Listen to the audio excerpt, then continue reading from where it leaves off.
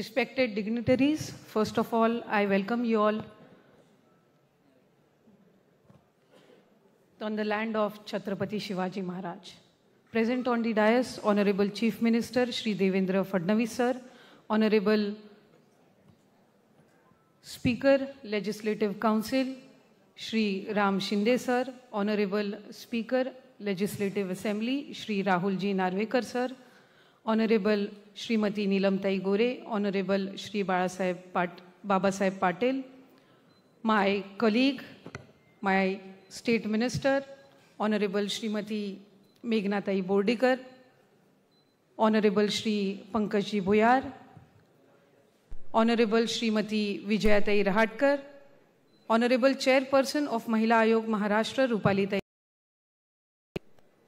Present on this occasion, Honorable Chitratai Wagh, Vidyatai, Manishatai, Sushiben Shah, Jyotitai, Srimati Delena Ji, Dr. Archana Mujumdar, Mamta Kumari, and all the dignitaries and all the representatives who have been putting forth their positive foot on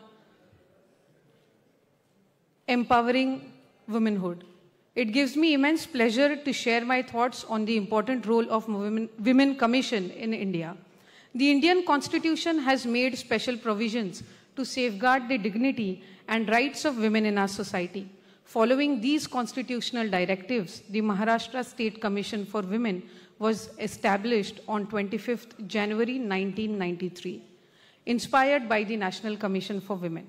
Its core purpose is to uplift the status of women, protect their rights, and ensure justice whenever they face any kind of discrimination or injustice. The Commission highlights and works towards enhancing women's status and respect in society, identifying and addressing injustice against women, recommending changes to laws that may be unjust to women, advising the state government on policies that protect women's interest.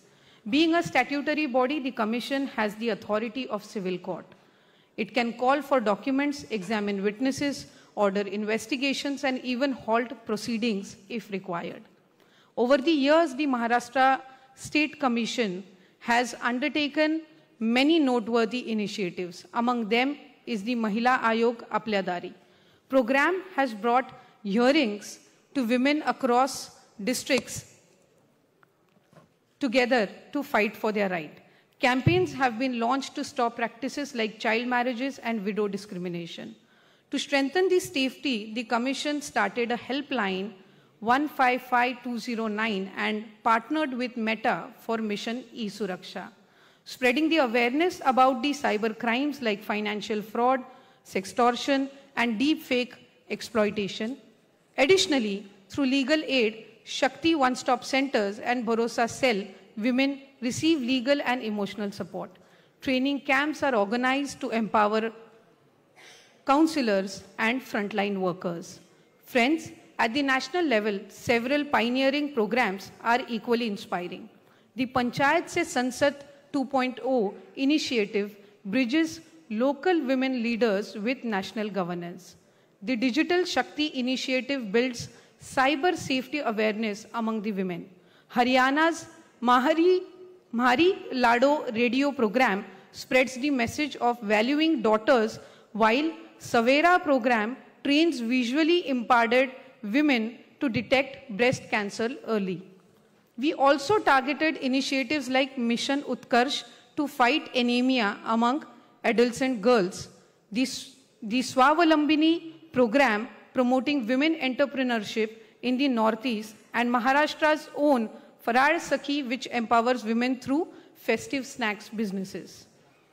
On the legislative front, the Aparajita Bill of West Bengal has set an example by strengthening laws against sexual offenses with stricter punishments and faster trials. Across states, women commissions have shown best practices from Odisha's skill-based rehabilitation for survivors to Telangana's She teams ensuring safety and Delhi's task force in public transport. But dear colleagues, more still needs to be done. Transparent appointments, social audits, Field visits, awareness campaigns, and empathy training for officials must be part of every Commission's framework. In conclusion, I would like to empathize Women's Commission are not just a statutory body, they are voices of resilience, protectors of rights, and torchbearers of empowerment. Under the able leadership of Honorable Prime Minister Narendra Modi sir, together let us strengthen these institutions so that every woman in India lives with dignity, equality, and safety. And so do we wish to do it under the able leadership of our Chief Minister, Honorable Devendra Fadnavis sir. Thank you. Jai Hind, Jai Maharashtra.